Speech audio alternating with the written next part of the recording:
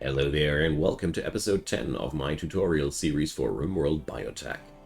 In the last episode we have survived the remaining winter, we have acquired our first gun, we have made our first trade caravan happen, and it's been altogether a very good ride so far. I have patched up a little bit more comfort and luxury here in the workshop, but all in all, there's still a lot of work to do. In this episode, I want to focus a little bit more into the topic of livestock, because I really feel like this is something that will help us out a ton in the near future. There's a lot of things you can do in Rimworld with livestock, and therefore it really deserves a bit of its own episode here. So first off, we have acquired in the last episode a pair of sheep. We have also put them into a pen, because most livestock goes into a pen. You cannot change it. We have also put up a shelf filled with pemmican that will feed our animals. There are other models you can use for feeding your animals. A lot of people that I've seen love to put down a growing zone and put down hay grass. There's several mods that give you a lot of other options. For example, with mods you can just plant out flat out normal grass. The thing is, if you have enough field hands. So there we go. We are also suffering from a cold snap right now, but since all of our living areas are supplied with electrical heating, I'm not worried about that at all.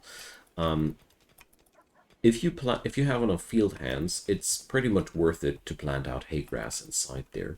The animals inside the pen will not let the grass grow completely. They'll always keep eating it before the time has come for it to be fully nutritious. That's a bit of a problem, but only really a tiny bit. Meanwhile, it's keeping your animals sated for a low price. The other way you could go for is the one I go for. You go for a shelf and you just put in all the vegetable food that you can get. Right now we're using pemmican emergency feeding because of the winter, and we ran out of greens. It's just like that. Livestock requires a bit of extra management, that's just as it is. These are, though, the easiest ways of managing your food stockpiles there. With a cold snap, we just have to sit it out and wait until it's over. There's not much more we can do about that. But altogether, cold snaps are, as long as you have wood to burn, actually not that dangerous at all. Also, I've forgotten to put the cooler here on the proper temperature. That's a little bit bothersome, but you always have to check on out that these coolers all have the same temperature. It's just like that. Sadly, there is no option to bond them together, just like we have it with the shelves yet. Would be cool, but ain't there yet. So once these tunnels are dug out, we're going to focus into the animatry topic. But for today, I want to do just the next caravan again, because of a simple reason. We have had a lot of gain out of the last one. I have produced already a lot of clothing yet again, because we were hunting quite profoundly, and therefore we're just going to go for more sales, because they have goats over there. But I just realized that there's still cougar on the map, so I won't be sending out any caravan before I have taken control of that problem. I mean, it ain't that terribly important, but it's safer. After all, I'm taking some of my shooters with me here. So where's that cougar? There we go. I'm going to take that critter down. Also, that's one thing worth mentioning. Most of the predators out there are yielding valuable hides, so it's really worth it to take out the fiercer predators. And as soon as you have a couple of recurve bows, as you see there, it's actually child's play. There we go. Recurve bows are really powerful. They are not so powerful during combat though, because of their rather low shooting frequency. But for hunting, really, really good stuff. Also, I have decided that we're going to do something quite nifty here. We're going to draw in another piece of granite wall here, another piece of granite wall there, put in some doors. Well, maybe actually we make that a door. And then there's going to be no more random migration into our fields there. So because I don't know if my people are stupid or not, we're going to go for a ignore roof area marker here right away. Wait a sec. Funds will ignore roofs in this area now. Here. Remove roof area. So I'm just putting this up to make sure that nobody will accidentally build a roof now. Why is that important? Because I have enclosed an area with walls, and the Rimworld AI loves to think that I might want some roofs over that. I don't. Thanks, though. It's really important to keep these things in check. I mean, you will notice that they want to build a roof there in time. But it's cool if you avoid it before it happens. Right on. So there's going to be no more dudes roaming on in trying to eat our food. There we go. Because it annoyed me in the last episode that we had so much random consumption. Alright, so tomorrow we're going to go for the caravan. Meanwhile, witness Benjamin trying to shoot a rat and failing horribly. It's ridiculous. So, by now, he hasn't gained another level, but he gained 2000 XP. He's gonna get there. I firmly believe in him. So, when you want to put up a caravan, wait for a good time of day. That's really, really important. Ideally, when you want to put up somebody for a caravan, the same rules apply as with combat. Make sure the people are well fed, well rested, and ready to go. So we're going to send, again, the same people there. So we're picking up Gray, because great social person, and we're picking up Woonass because fast runner. We're picking up the Horsies because we're going to be faster with that. And we're going to pick on up the money we got, because why not?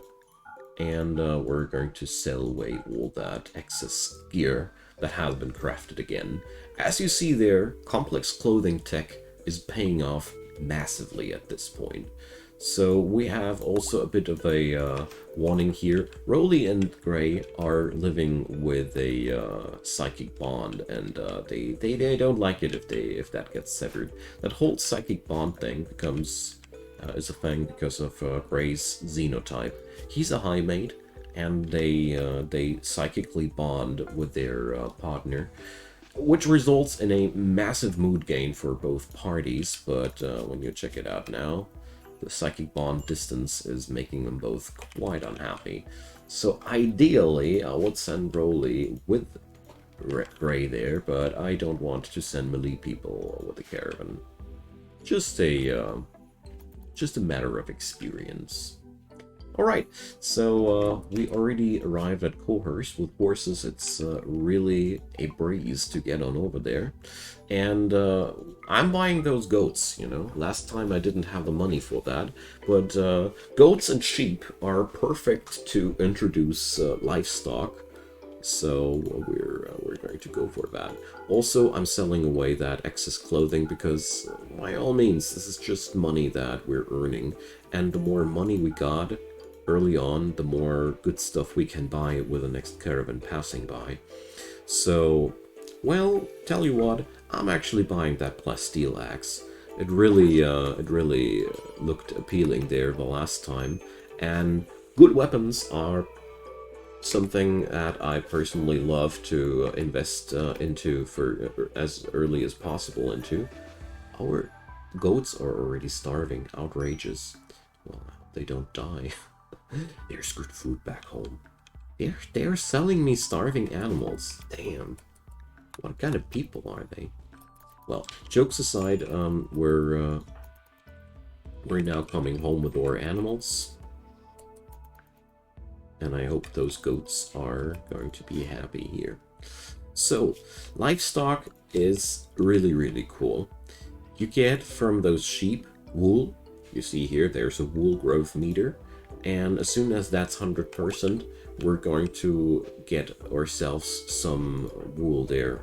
Unas, why the hell are you sleeping in the open? And with the goat, it's similar, but only the female goat offers goat milk, whereas the male goat doesn't offer any product. The products you gain from your livestock are wildly different. You know, eggs from chicken and the usual rules apply. Some animals are just made for meat. For example, when we check on out the male goat, when you press the eye thingy here, you get a lot of information. We're going to dive into that a bit today. So first off, really interesting is the meat and leather amount. That's what you can get out of that critter. Also, life expectancy. Well, usually you don't let them live that long, but it's worth knowing when the trader comes on by and tries to sell you a 13-year-old goat. You know that something might be off with that thing. So what's most important here is, for me personally, the animal productivity tab, at least when it comes down to livestock. So gestation time is, you know, how long it takes to breed a new one, and then they have a growth time. So it's around 6 days of gestation and then 15 days until the animal is fully grown up. And as you see there, the coolest part is that the game even calculates on out how much meat per day you gain from one critter, and how much milk per year, and all these numbers you can calculate out with that quite well. But as you see there, a female goat offers a amount of milk per year like that. And technically my plan is now to let them just grow and then slaughter them and process their wool and all the stuff. Here's also a tab called auto slaughtering.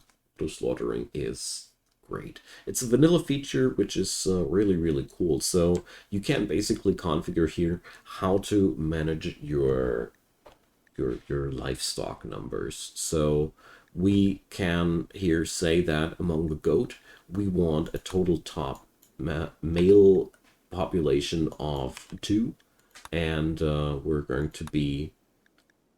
not going to slaughter any young animals, and we're going to keep like let's say 8 female adults, and that's that. Everything above that will be slaughtered.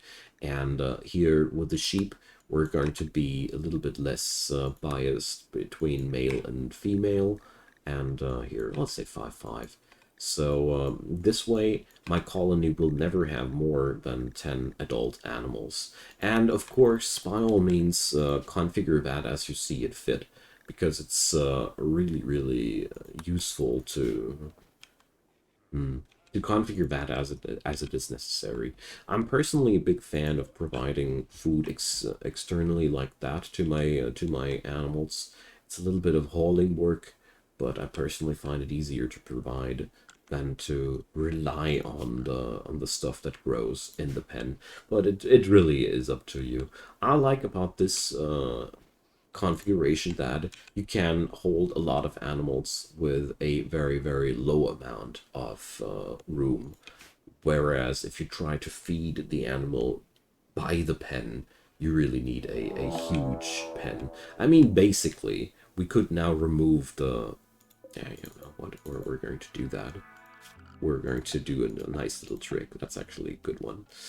Basically, we don't need the fence here anymore, and it's a good opportunity to showcase a little bit how the mechanics behind that work. And the toxin team is attacking us. So we're being attacked by wasters. Wasters are really bad news in general. I count them among the more dangerous new xenotypes. They come always with a bias of toxin-based weaponry. They are genies. Huh. Usually they come as as wasters. Okay, never mind. Genies are actually ridiculous, or genies. I don't know how to pronounce them properly. They're naturally born wimps. So basically, we could now go out there and just shoot them down if we'd like to conserve our ammo, but we don't. So Klob, let's check this dude out. He is, as you see there, stat-wise, quite an amazing person. You know what, Klob? Let's see. He's unwaveringly loyal, so we cannot recruit him. I would have loved to recruit Klob, but the game doesn't allow me to. So we're going to let him pass away there. So as you see there, one trap corridor is a ridiculous way of keeping your colony safe early on. It's ridiculous how well that works. So and I'm not the least little bit ashamed to abuse that like I do, but it's up to you. So here we have a quest which would allow us to recruit a person there. So we would be needing to crack open a prisoner camp with turrets and enemies, and as a reward we could rescue a 76-year-old person.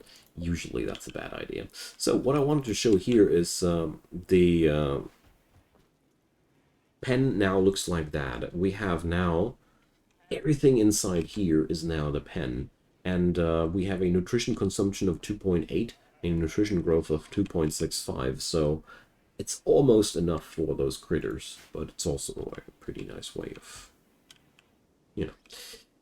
So this is now our pen and our wind park. I like that. By the way, we have finished the solar panel technology, and I kind of derped on that. I'm sorry about that. So I just wanted to showcase a wonderful synergy between wind power and solar generators. As you see there, they fit in there, and spoiler, they don't block the wind turbines' power generation. That's really, really cool. So this way you can combine these power generation methods.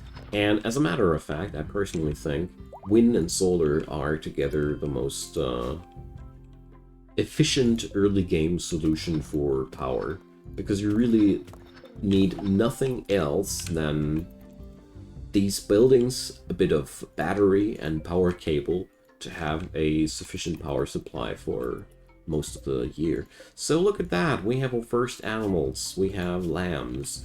So as you see there, livestock really is amazing. You literally only have to put some food in and you get a lot of product out.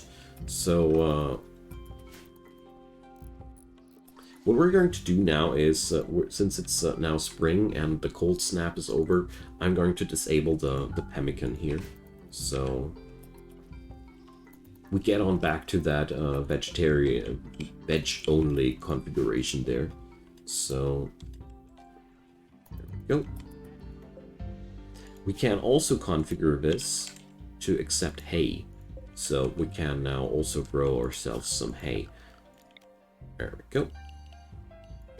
Let's put that here a bit.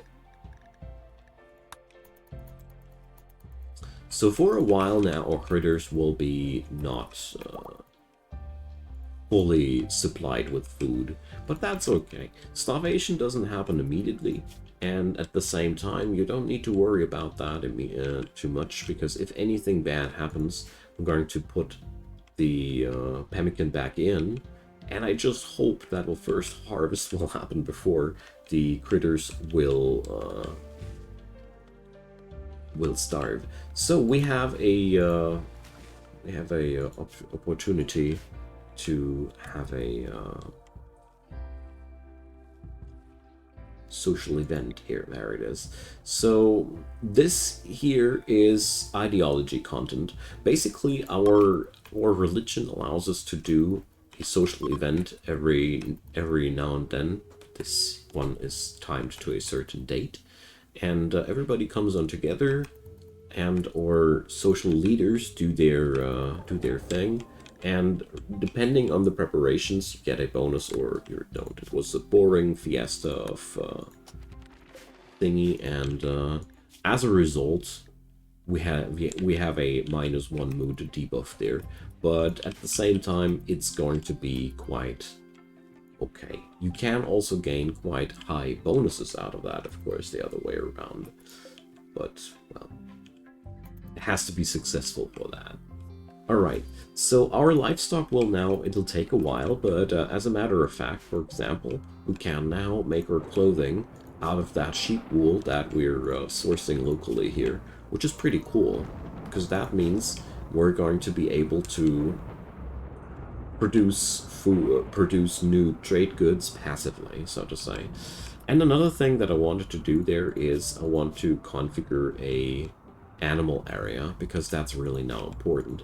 We have 2 animals that are roaming on free. We have livestock that's bound to the pen. They cannot be anywhere else. But these other dudes, they are a kind of problem, and it's really worth putting up an animal zone. Just didn't want to do that too early. But now is a really, really good time. So first off, we get on over into the zone menu, and we create a new zone. So you click on there. Oh, you get an opportunity to join. So let's pause that. You click on Expand Allowed Area and Manage Areas. So, New Area, and we're going to rename that into Animals. So, next thing I do is I invert that, so I basically allow everything. So when we apply that zone now, basically our animals would be allowed to go everywhere, but you might already guess where that's leading. We're now going to the next tool, and now I'm going to cut out where the animals are not supposed to be at. So animals don't belong into people's colonists' quarters. They just leave a terrible lot of dirt there. They don't belong into the kitchen, and they don't belong into the rec room. They don't belong into the workshop. I leave the storage room open because I have my animal beds in there. And the other thing is, well, I think that's that. Ah, yeah. And the last thing is I exclude all the growing zones. That's insanely important, because your animals have a wild tendency to just gnaw stuff off of the field before it's ready. And it's really, really bothersome if you see one of your animals waltzing through your cornfield and munching that corn down long before it's time to harvest it. Or even worse, when it's almost time to harvest it. It's really worth to exclude these areas. And the most important thing, assign that darn zone to the critters. I say it like that because that's my personal special ability to hand tinker in an intricate zone and then not assign my animals to it. Don't be like me, though. So, a child named Cobb is arriving at the colony. So, we can pick him up, and we're going to pick him up as well. So, let's check it out. Cobb. So, with children, that's pretty cool. He's already a misogynist. Damn. Children have a little bit of a different, well, would need to start way earlier there. So the thing with children is this dude will be adult in 1 year. So thing is, children don't contribute the same way as adult colonists. They require learning opportunities. They can learn with various ways, and the more they do learn, the higher their growth tier grows, and the more options you receive when they grow up to booster up their skills. That's the gist of it. So what we're going to do immediately, because we can do, is we're going to put up a pair of blackboards here, and a school desk, and a couple of dining chairs. Because this way, our people can teach little Cobb how life works. Also, Cobb does contribute to the colony already. So let's see what he'll be good at. Fighting, animals, medical. Well, it's not the worst combo. I basically also want to pick up Cobb because he's showcasing the children pretty well. So, Blackboard. I put up 2 of these because you get a learning... Oh, you can connect up to 3. My bad. So, the learning bonus increases the more blackboards there are. So, the learning bonus is interesting because, well, the more points you get there, the better the person's stats will be in the end. More to know. So everybody attended to a party. That's always nice because, you know, attended party +6 for 10 days. So parties are powerful. Really, really powerful, as you see there. Okay, it's truly spring. It's finally time to sow out the plants. And our colony is at a really, really good spot. So let's take down the squirrel that doesn't belong in here. And there's also a grizzly that we need to take care of. So by now, this ain't anything special for us anymore. You don't need to do that, of course. But I'm personally, well, I had so freaking many opportunities in Rimworld where I deeply regretted that I didn't take down the predator when I had a chance to do so. You know, it just pays off as a good habit to have that. Besides that, like I said, those predators, they really have nice leathers, so you always gain something out of that as well. That's a special thing about the boreal forest biome. Just like the arid shrubland, it features a lot of predators, and therefore it's really worth taking them down whenever you can. So overall, since my colony is living off of clothing so much, it's about time to use our electricity and replace that thing with a electric tailor bench. The electric tailor bench is much more powerful. And our solar generators are done. So now we got all the necessary things we require to... here we have a fire. Why do we have fire here? Guess a boomalope died. Where was I? Yeah. Now we have power-wise all the things we require to be truly free of any worries there. So you can now, of course, expand that and slam in more solar generators. Solar generators, well, there's not much to explain. They produce quite a lot of power during day and none at night. And when you have enough batteries, you're set. So 1,700 watt. A wood-powered generator is only 1,000 watt. So this thing is, they are pretty powerful after all. And the next power upgrade we could go for, and will go for eventually, is the geothermal power. So geothermal generators, they are the holy grail of power generation. You put them on a steam geyser, and then they permanently produce power. No conditions, no nothing, just apply a wire, and you have permanent power.